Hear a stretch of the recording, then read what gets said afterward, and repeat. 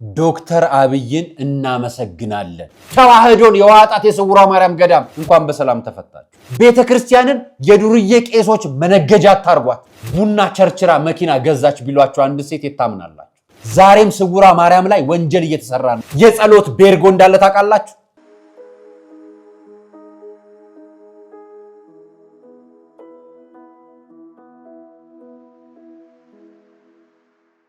ከአዶናይ መፈታት ጀርባ ተፈጥፍጣ ስለተገደለችው ሴት፣ ስለ ዶክተር አብይ፣ ስለ ስውሯ ማርያም፣ ስለ ወንጀለኞቹ መነኮሳት ዛሬ የምናነሳቸው ጉዳዮች ናቸው። ሰላም ጤና ይስጥልኝ ውድ የቃለ ቀርን ሚዲያ ቤተሰቦቻችን እንደምናላችሁ። በያላችሁበት ሰዓት አቆጣጠር እንዳላችሁበት ሁኔታ ሰላማችሁ ብዝት ይበል ማለት ፈልጋለሁ።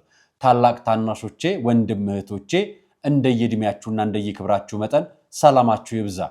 ታመው የተኙ በሆስፒታል በጸበል ስፍራ በክፉ ቦታ ያሉ ሁሉ እግዚአብሔር ይጠብቅልን። ስደት ውስጥ መከራ ውስጥ የሚገኙ ወገኖቻችን እግዚአብሔር ያስብልን። እመቤታችን ቅድስተ ቅዱሳን ድንግል ማርያም በመልጃዋ በረድኤቷ ትጠብቃችሁ። ዛሬ ቅድስት ሥላሴ ናቸው። እንኳን ለሥላሴ ወርሃዊ በዓል አደረሳችሁ። ይህን ብዬ ከመሸጋገሪያ በኋላ ለእናንተ ይሆናሉ ያልኳቸውን መረጃዎች ይዤላችሁ መጥቻለሁ። ወደ መሸጋገሪያው ልግባ።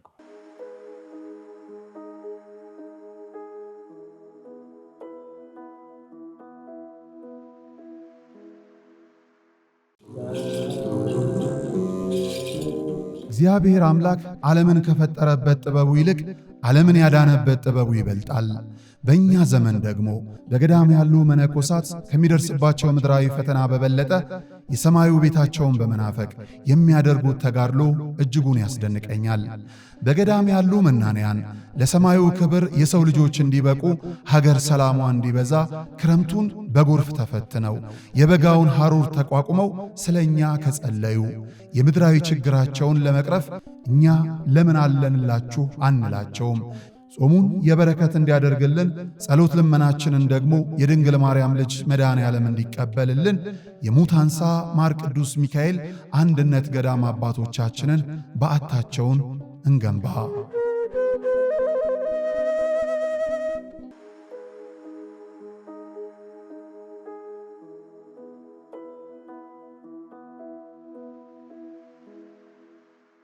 የዛሬ መጀመሪያው መረጃ በምስጋና ነው የምጀምረው። እነሱ አርአያ ብለው ሰሩት፣ እኔ ደግሞ የቃለ ቀርን ቤተሰቦቼ ብዬ እናንተ እንድታደምጡት ጋበዝኳችሁ። እንኩ ስሙት።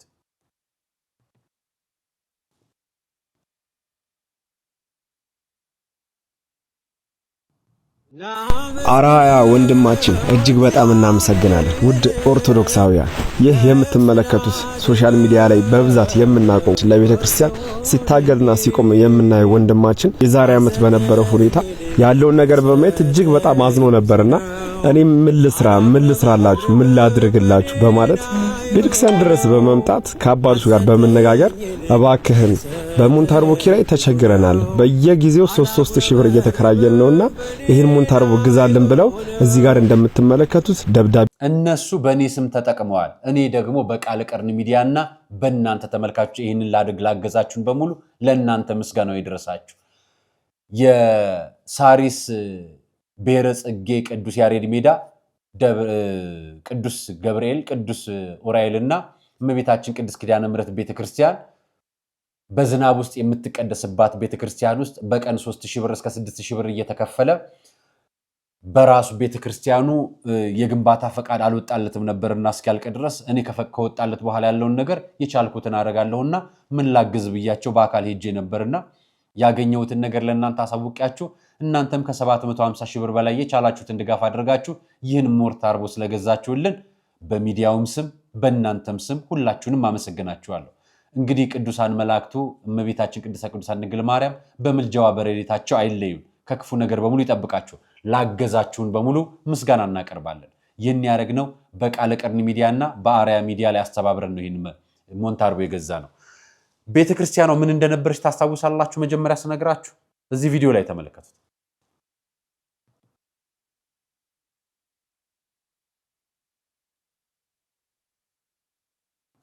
እቺ ቤተክርስቲያኗ ያለችበት ስፍራ ነው።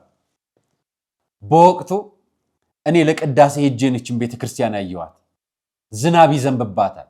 አዲስ አበባ ውስጥ በንፋስ ስልክ ላፍቶ ክፍለ ከተማ ውስጥ በሳሪስ አካባቢ ላይ ቀይ አፈር ሰፈር የሚባለው ሰፈር ላይ በቆርቆሮ በተበሳሳ ቆርቆሮ ታቦት ተቀምጦ ቤተክርስቲያን ውስጥ ዣንጥላ ይዘው ቅዳሴ የሚያስቀድሱ ምዕመናን፣ ቅዳሴ የሚያስቀድሱ ካህናት፣ ምዕመናኑ ስጋው ደግሞ የሚቀበሉት ዣንጥላ ይዘው ነበር።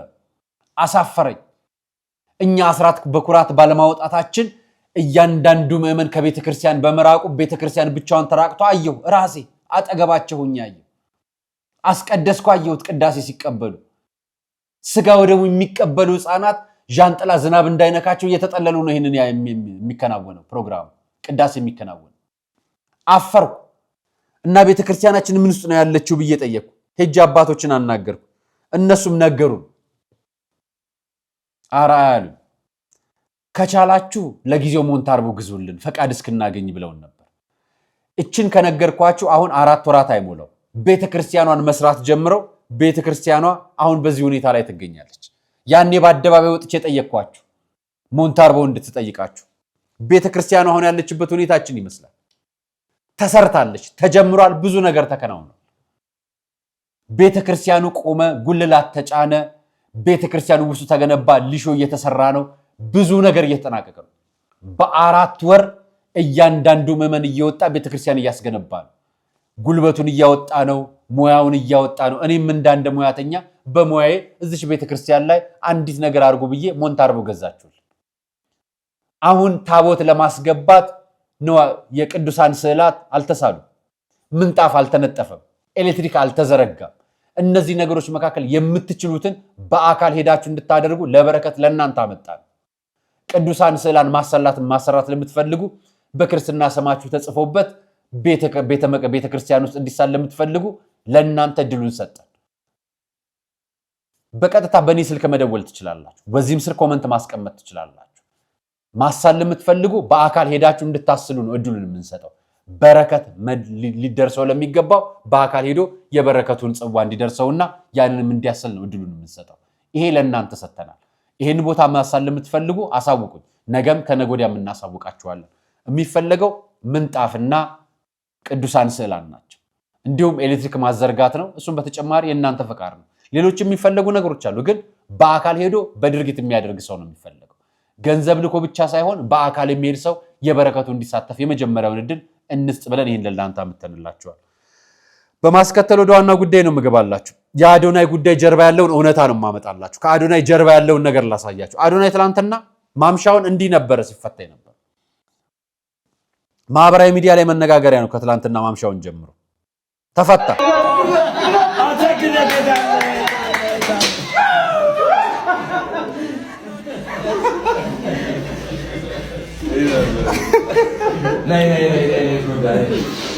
እናት እንዲህ አቅፋ በደስታ ልጇን ተቀብለዋለች። ሄደው ጓደኞቹ እየተቀበሉት ነው። ማህበራዊ ሚዲያ ላይ የሚጠቀሙትን የምታውቋቸው ወጣቶች በሙሉ እየሄዱ አቀባበል እያደረጉለት ነው። በዚህ አጋጣሚ ለተፈታችሁ ለሁላችሁ ከሱ ጋር አብራችሁ ተያዛችሁ፣ እሱ እንደው መጨረሻ ላይ ነው የተያዘው፣ ሌሎች የታሰራችሁትም ጭምር እንኳን በሰላም ተፈታችሁ። መቼም ከመንግስት ጋር የተነጋገራችሁትና ስርዓት የወጣም ይሄ ነገር ከጉጭም የተባላችሁት ነገር ይኖራል። ስለዚህ እሱን ለእናንተና ለመንግስት እንተው። እኛ ግን ማህበራዊ ሚዲያ ላይ አጀንዳ ስለነበራችሁ ስለተፈታችሁ ለቤተሰቦቻቸውና ለወዳጆቻቸው እንኳን ደስ ያላችሁ። ብዙ ያልተዋጠልን ነገር እንደነበረ በተደጋጋሚ ነግረናችኋል። አይዞ በርታ በርታ ያሉት አሳሳሪዎቹ አልተነኩም። በርታ በርታ ያሉት ሳይነኩ ምንጩ ሳይደርቅ እነዚህ ወጣቶች ታሰሩ። ነገር ግን መንግስት ለቋቸዋል። እናመሰግናለን። እኔ ከዚህ ጀርባ ባህር ዳር ቃል የተገባላቸውን የመኪና ሽልማት የተሸለሙትን አርቲስት ሰለሞንን ይዤላቸው መጣሁት። እሳቸው ምን ብለው ነበር ነው የምላችሁ። እሱ ካልተፈታ መኪናውን አልረከብም ብለው ነበር። እንኳን ደስ ያሉት አቶ ሰለሞን፣ ያው ቃሎትን ብለዋል። እሱም ተፈታ። በአገር ውስጥና በውጭ የምትገኙ ኢትዮጵያውያንና ኤርትራውያን ስለ ቅን ሐሳባችሁ፣ ስለ ቅን ልቦናችሁ እጅግ አብዝቼ አመሰግናለሁ። ውለታችሁን እግዚአብሔር ይክፈል። እንዲሁም የብሩክ ሪል ስቴት ስላደረጋችሁት ማናቸውንም ነገር ከልቤ አመሰግናለሁ። ውለታችሁን እግዚአብሔር ይክፈል። ብሩክ ሪል ስቴት ስጦታውን ሊሰጠኝ ተዘጋጅቷል። የሐሳቡ ጠንሳሽ ውድ አዶናይ ልጄ በተገኘበት ለመውሰድ ተዘጋጅቻለሁ። እግዚአብሔር ኢትዮጵያን፣ ህዝቦቿን፣ ምድሪቷን ይባርክ። እግዚአብሔር ይስጥልኝ። ጋይ ሰለሞን እንዲህ ብለው ነበር። አርቲስት ሰለሞን አዶናይ ሳይፈታ መኪናውን አልረከበም። ብሩክ ሪል ስቴትም ላደረክልኝ ነገር በሙሉ አመሰግናለሁ። ጠንሳሹ መነሻው የሚሆነው እሱ ነው። አመሰግናለሁ። ከዚህ ጀርባ ያለው እዛ ፒያሳ አካባቢ ሮጦ ሲሳፈሩ የቀረጻቸውም ልጅ ምስጋና ይገባዋል። ለዚህ መነሻ ስለሆነ ሮጦ ታክሲ ሲሳፈሩ ሲሰለፉ ስለያዛቸው። እኔ ግን አንድ ነገር ልንገራችሁ። እነዚህ ማህበራዊ ሚዲያ ላይ ሊበረታቱ የሚገባቸው በጣም ብዙ ስራዎች አሉ። ብዙ ወጣቶች አሉ ከጀርባቸው ፖለቲካ ማትጎነጉኑባቸው፣ ፖለቲካ የሌላቸው፣ በቅንነት ፊት ለፊት የሚሄዱ የሚሰሩትን ፊት ለፊት የሚናገሩ መረጃ እንኳን በአደባባይ ላይ ያላቸው ልጆችን ብዙ ጊዜ የጥቃት ሰለባ ሲሆኑ እናያለን። እኛ መጠበቅ ነው ያለብን። በእድሜ የምንበልጣቸው ታላላቅ የሆንን ፖለቲካ ውስጥ የሚያሉ ፖለቲካ ውስጥ የሌሉ በእምነት ውስጥ የሚያለ በእምነት ውስጥ የሌለ ወጣቶችን ልንጠብቃቸው ነው የሚገባው። ነገ ሀገር ተረካቢ ናቸው። እነዚህ ወጣቶች ናቸው ለበታናሾቻቸው ደግሞ ሀገር የሚያስረክቡ። እኔ ከዚህ ጀርባ ያለውን አንድ ነገር ላሳያችሁ። አሁንም ማሳያችሁ ልጅ በጥቂት ጊዜያት እውነትን ከስራ ተግብራ ብዙ ማህበራዊ ሚዲያ ድጋፍ አድርጋ ለውጥ አምጥታ ለራሷ ስኬት መብቃት የማህበራዊ ሚዲያ አንድ ውጤት ነው። ቡና ቸርችራ መኪና ገዛች ቢሏቸው አንድ ሴት የታምናላችሁ? ቡና መቸርቸር አይደለም፣ ያለችበትን አምና በእውቅና ወደ አደባባይ ወጥታ ያለችበትን ተጋፍጣ በእውነት የኖረች ልጅ ዛሬ የመኪና ባለቤት፣ የቤት ባለቤት፣ ቤተሰብ የምትመራ ልጅ ስትሆን እንዴት ነው የማይኮራባቸው? በእነዚህ ወጣቶች እኮ ሊኮራ ይገባል። ትክክል ነው። ማህበራዊ ሚዲያ ላይ ከስርዓት የወጡ ያፈነገጡ በአማርኛ የምንላቸው እኛ ብዙ ጊዜ ቃላት ለመጠቀም የሚከብዱን ጋጠ ወጥ ተብሎ የሚገለጽላቸው ስርዓት አልባ ልጆች ብዙ እንዳሉ እናውቃለን። እንደነዚህ አይነት ሴት ልጆችንና ወጣቶችን ደግሞ ሲሰሩ ልናመሰግናቸው ይገባል። በርቱ ለመባል ይገባል። እዋትችን ልጅ ከልጅነቷ ከጅማሯ እስካሁን እስካለችበት ነው የሚያሳየው። ይህ ቪዲዮ ተመልከቷ።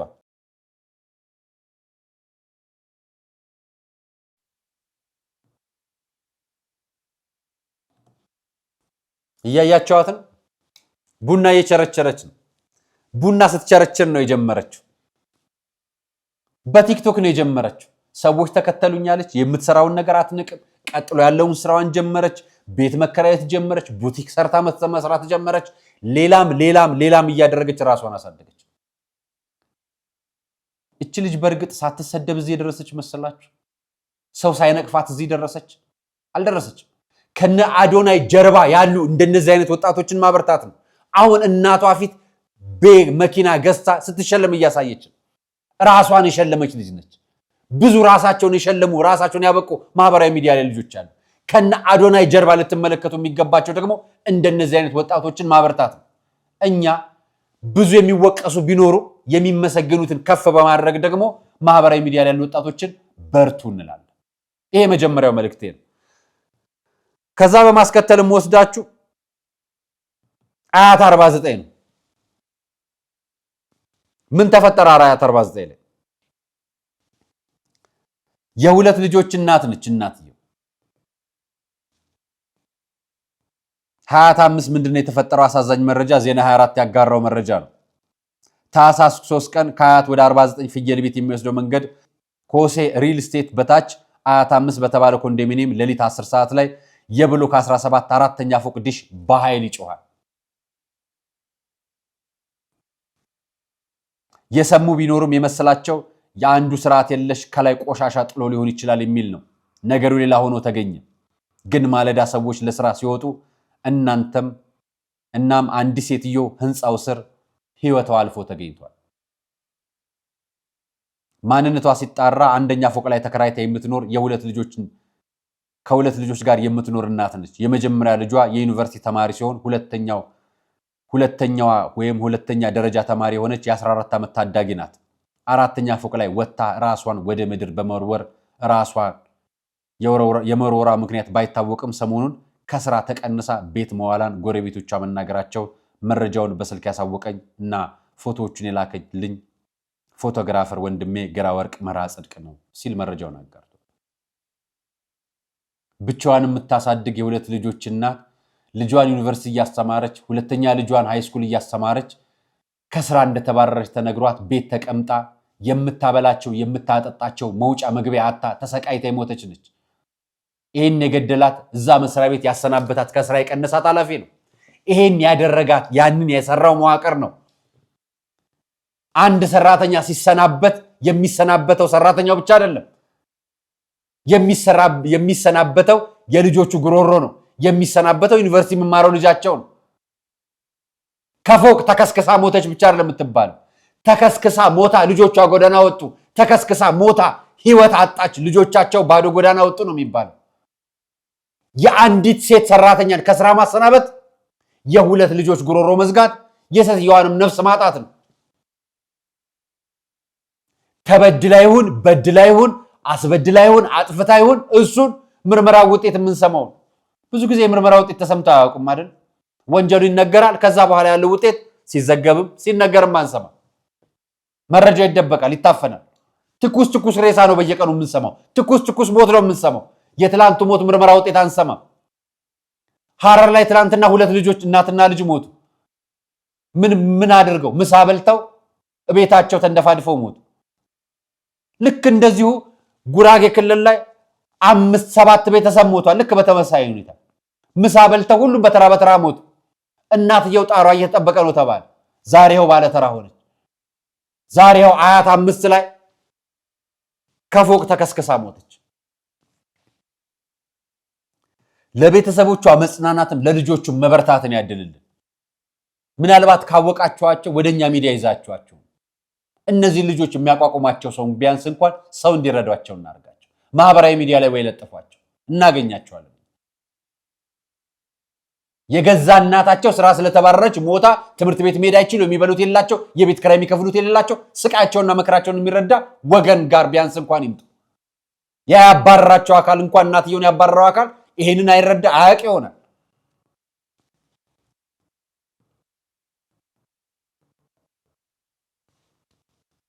ከሞት ጋር በተያያዘ አንድ ነገር ልጨምርላችሁ።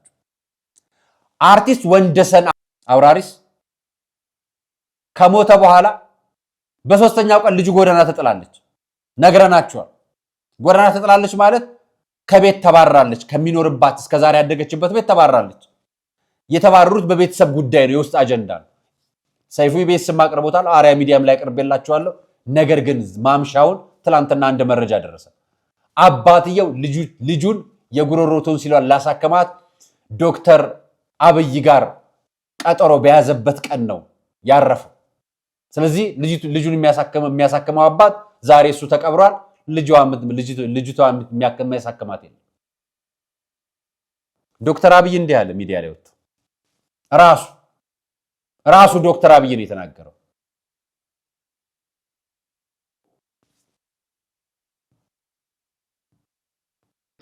ሃይ እንዴት ናችሁ? ዶክተር አብይ ነኝ ከኤሊት የአንገት በላይ ቀዶ ሕክምና ማዕከል። ይህን ቪዲዮ ሁላችሁም ሼር፣ ሪፖስት፣ ኮፒ ሊንክ አድርጉና ለዚች እናትና ለዚች ሕፃን ልጅ አድርሱልኝ። ብዙዎቻችሁ ሰይፉ ኢንተርቪው ላይ የቀረበችው ልጅ አይታችኋል። በቅርቡ እንግዲህ አባቷ ያረፈው ማለት ነው። የምንወደው በጣም መልካም አርቲስት ነበረ፣ ኮሜዲያን ማለት ነው። እንግዲህ እዛ ቪዲዮ ላይ እንደሰማችሁት ሆስፒታል ጋር ቀጠሮ ይዛ እንደነበርና ቀጠሮ አደርሷት ነበር። ግን አጋጣሚ ይሄ አይነት ዱብዳ እንዳጋጠማቸውና እንዳለፋቸው ቀጠሮ ነበር የተናገረችው። ያው የሚሰራ ኦፕሬሽን ነገር ነበራት። ስለዚህ እንዳጋጣሚ ሆኖ ይሄ አይነት ዱብዳ አጋጠማቸው። እውነት ለመናገር የሰይፉ ላይ የነበረውን ኢንተርቪው ሳይ ልጅቱ በጣም የምታሳዝን በቃ አይኗ ቁልጭ እያለ በጣም ተጨንቃ ነበርና እኔ በጣም ነው ውስጤ እየተሰማኝ ያዘንኩት። ሰይፉም እንግዲህ እኔንም አውርቶኛል። እኔ ደግሞ እንደ አንድ ህፃናትን እንደሚወድና እንደሚያክም ሐኪም እውነት ማየት ራሱ በጣም ከብዶ የነበረ እውነት ለመናገርና ይሄ ችግር እንዳለባት ስሰማ እኔም ጋር ቀጠሮ እንዳላሰማ በጣም ነው ውስጤ ያዘነው። ስለዚህ የሚታይ እንግዲህ በማንኛውም ሰዓት እናቷ ይዛት መጣ እኔ ጋር ሙሉ ወጪዋን ኤሊት የአንገት በላይ ቀዶ ሕክምና ማዕከል ሸፍኖ 1 ብር ሳትከፍል ሕክምናውን አክሚያት በሰላም ወደ ቤቷ ትሄዳለች ብዬ ቃል መግባት እፈልጋለሁ ከእግዚአብሔር ጋር።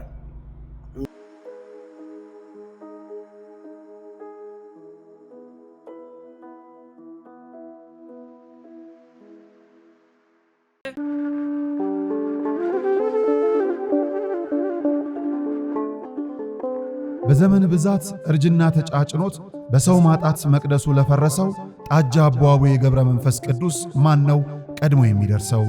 ምድሩ ለምለም ሀገሩ የጀግና ጦርነት ፈተነው እንጂ የማያውቅ ልመና።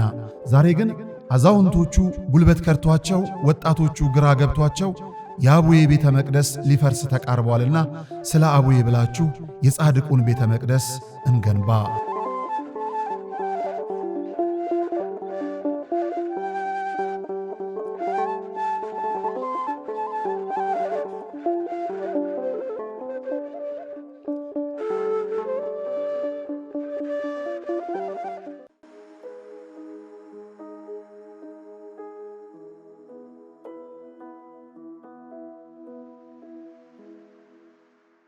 ዶክተር አብይን እናመሰግናለን።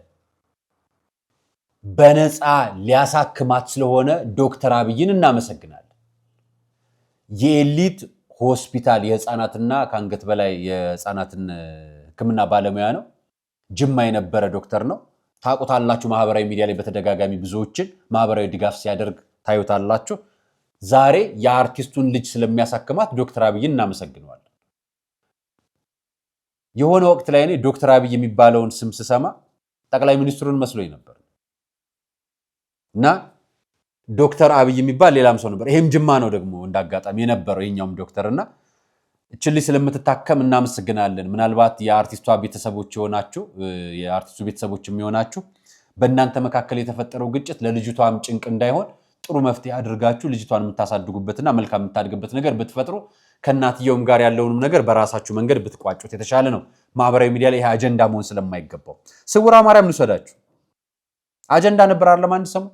በነገራችን ላይ የተዘጋ አጀንዳ ኖሮ አያውቅ። የተዘጋ አጀንዳ ኖሮ አያውቅም ማለት በቤተ ክርስቲያናችን ጉዳይ ላይ ለሚመጣ ማናቸውንም ጉዳይ ወደኋላ እንመለስ። እኛ ቤተ ክርስቲያናችን ንጽሕት ነች። እኛንን ኃጢአተኛ። አሁን እኔን እንደው ብታዩኝ ሁሉ ጊዜ ስለ ቤተ ክርስቲያን ስናገር ስታዩ ኃጢአት የሌለብኝ ሰው መስላችኋል?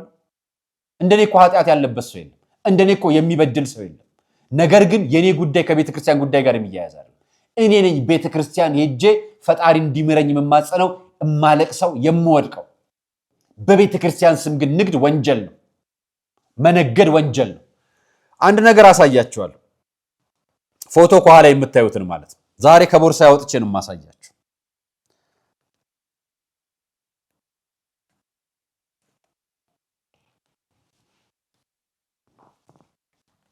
ይሄ ስዕል የእመቤታችን የቅድስተ ቅዱሳን ድንግል ማርያም የስውሯ ማርያም ገዳም የሚል ስዕል ነው።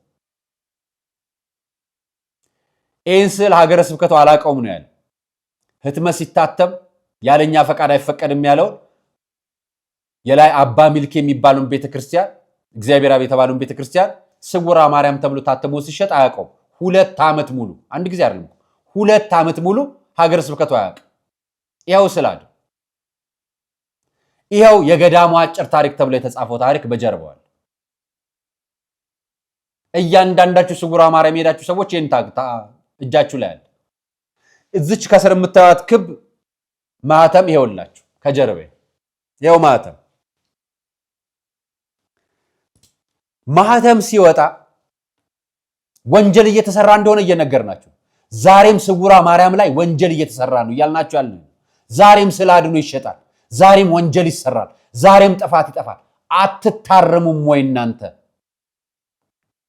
መቼ ነው የኢትዮጵያ ኦርቶዶክስ ተዋሕዶ ቤተክርስቲያን የኢትዮጵያ ኦርቶዶክስ ቤተክርስቲያን ተብላ የምታውቀው? ያውም የቤተክርስቲያን ማህተም ላይ ይኸው ማህተሙ ከጀርባው ያለው ይኸው ፎቶ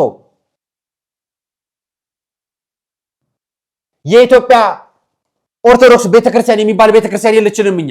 የኢትዮጵያ ኦርቶዶክስ ተዋሕዶ ቤተክርስቲያን ነች።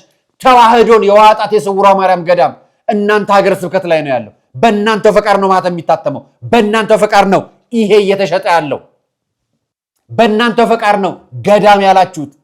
ደብር የሆነውን ቤተክርስቲያን ገዳም የምትሉት ምዕመኑን የምታታሉት የምታጭበረብሩት ራሳችሁ ናችሁ። እረፉ የምንለው እኮ ይሄንን ነው። ለእናንተ እኮ ነው እረፉ የምንለው። ቤተክርስቲያንን የዱርዬ ቄሶች መነገጃ አታርጓት።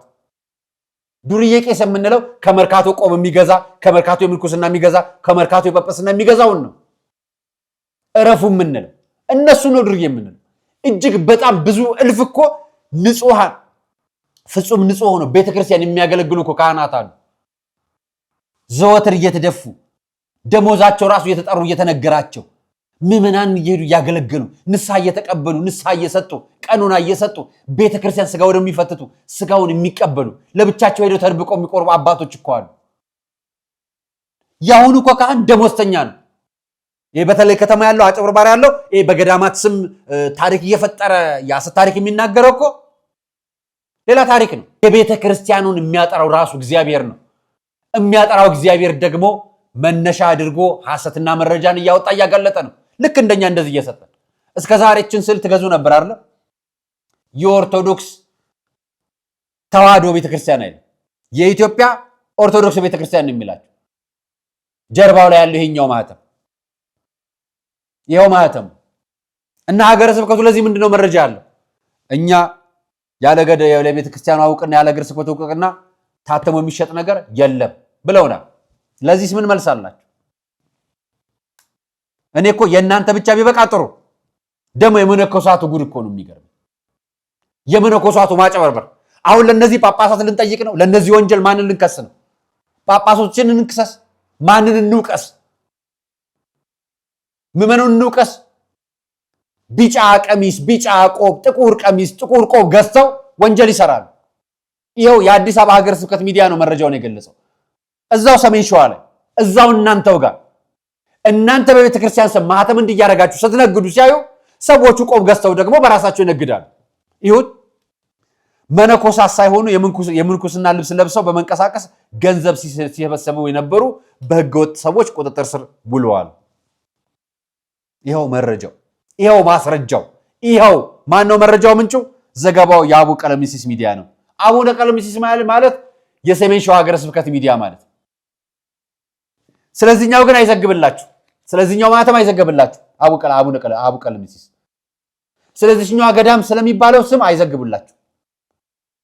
ደረሰኙ አለና የተቀጣበት ምዕመናኑ ሲሄዱ የሚቀጡበት መኪና ሲሄድ የሚቀጣበት 3000 ብር 5000 ብር 20 ሺህ ብር የሚቀጡበት ደረሰኙ ለአባ ሚልኪ ቅዱስ እግዚአብሔር አብ ቤተክርስቲያን ነው። ስሙ ግን የሚጠራው ስውሯ ማርያም በሚለው ገዳም ነው።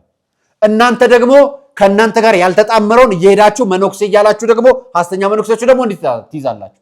በእናንተው ቤት ያለው ወንጀለኛ ነው እኛ ያስቸገረን። ውጭ ያለው አይደለም መጀመር ውስጥ ያለው ቤተክርስቲያን ውስጥ ገዳም ውስጥ ነን እያለ የሚያጠፋው ወንጀል የሚሰራው ታሪክ እየፈበረከ የሐሰት ትርክት የሚፈጥረው ነው ያስቸገረን። የውጭ አይደለም መጀመር። የውጭ መናፍቅ፣ የውጭ ሐሰተኛ፣ የውጭ ቆብ ገዢ፣ የውጭ ጳጳስ፣ የውጭ ቄስ አይደለም ያስቸገረን።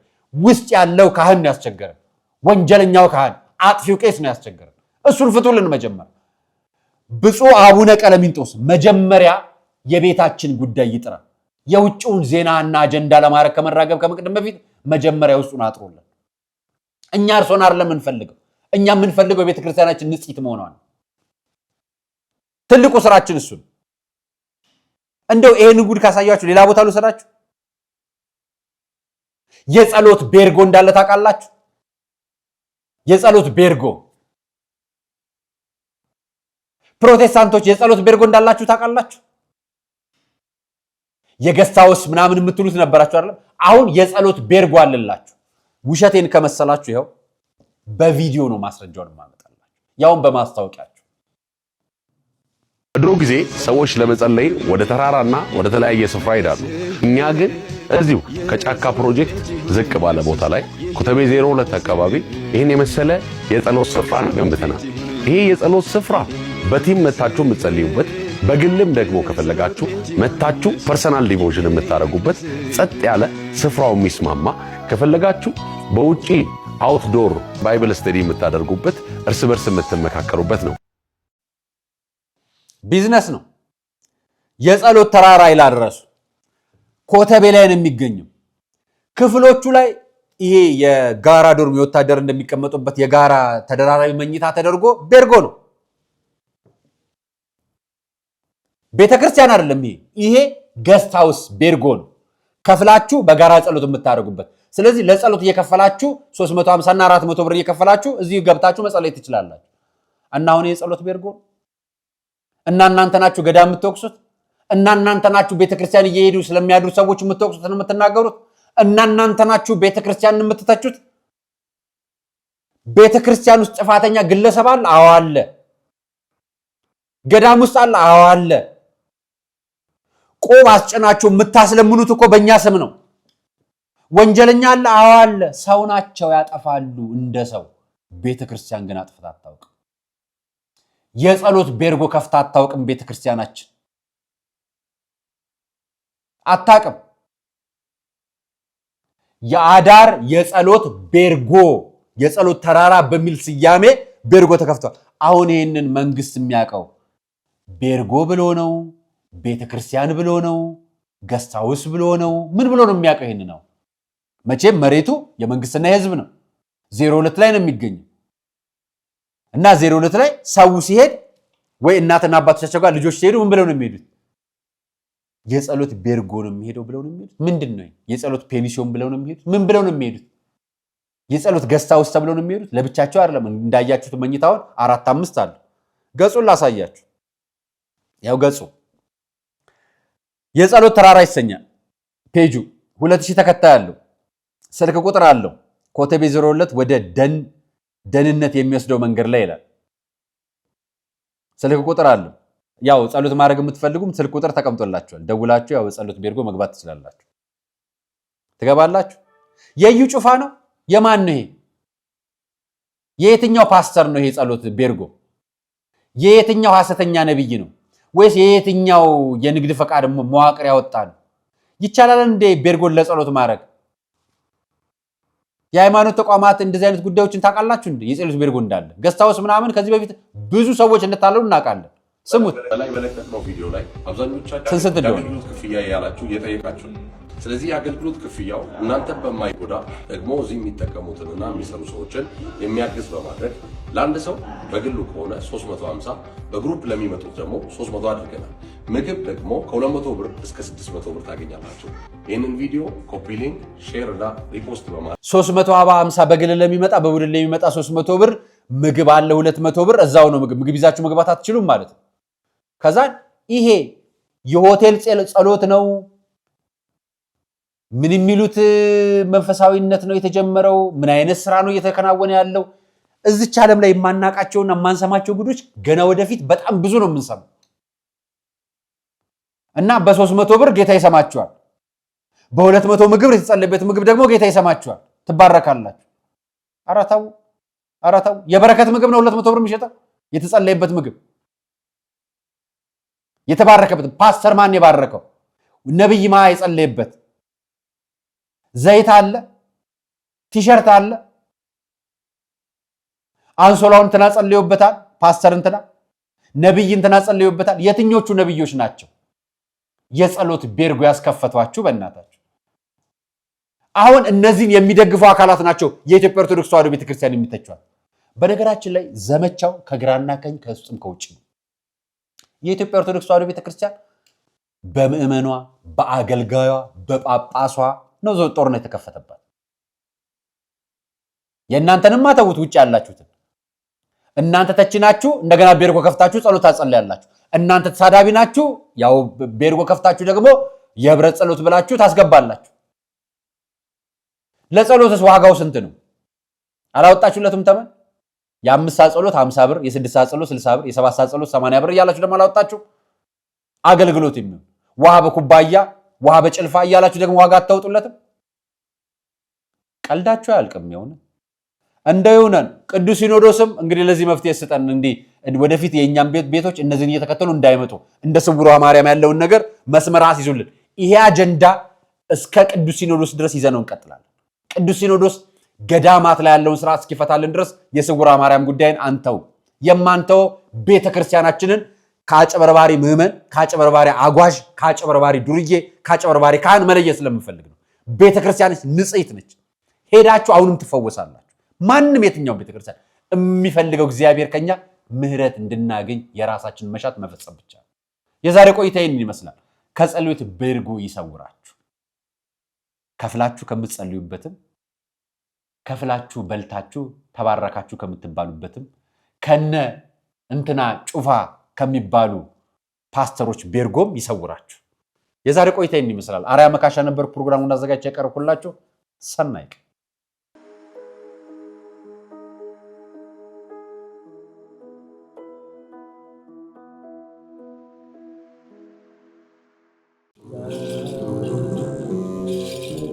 እግዚአብሔር አምላክ ዓለምን ከፈጠረበት ጥበቡ ይልቅ ዓለምን ያዳነበት ጥበቡ ይበልጣል። በእኛ ዘመን ደግሞ በገዳም ያሉ መነኮሳት ከሚደርስባቸው ምድራዊ ፈተና በበለጠ የሰማዩ ቤታቸውን በመናፈቅ የሚያደርጉት ተጋድሎ እጅጉን ያስደንቀኛል። በገዳም ያሉ መናንያን ለሰማዩ ክብር የሰው ልጆች እንዲበቁ ሀገር ሰላሟ እንዲበዛ ክረምቱን በጎርፍ ተፈትነው የበጋውን ሐሩር ተቋቁመው ስለኛ ከጸለዩ የምድራዊ ችግራቸውን ለመቅረፍ እኛ ለምን አለንላችሁ አንላቸውም። ጾሙን የበረከት እንዲያደርግልን ጸሎት ልመናችንን ደግሞ የድንግል ማርያም ልጅ መድኃኔ ዓለም እንዲቀበልልን የሙታንሳ ማር ቅዱስ ሚካኤል አንድነት ገዳም አባቶቻችንን በዓታቸውን እንገንባ።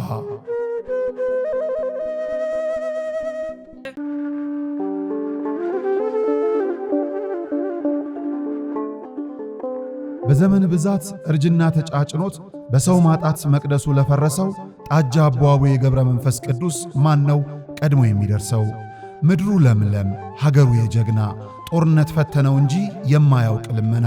ዛሬ ግን አዛውንቶቹ ጉልበት ከርቷቸው ወጣቶቹ ግራ ገብቷቸው የአቡዬ ቤተ መቅደስ ሊፈርስ ተቃርቧልና ስለ አቡዬ ብላችሁ የጻድቁን ቤተ መቅደስ እንገንባ።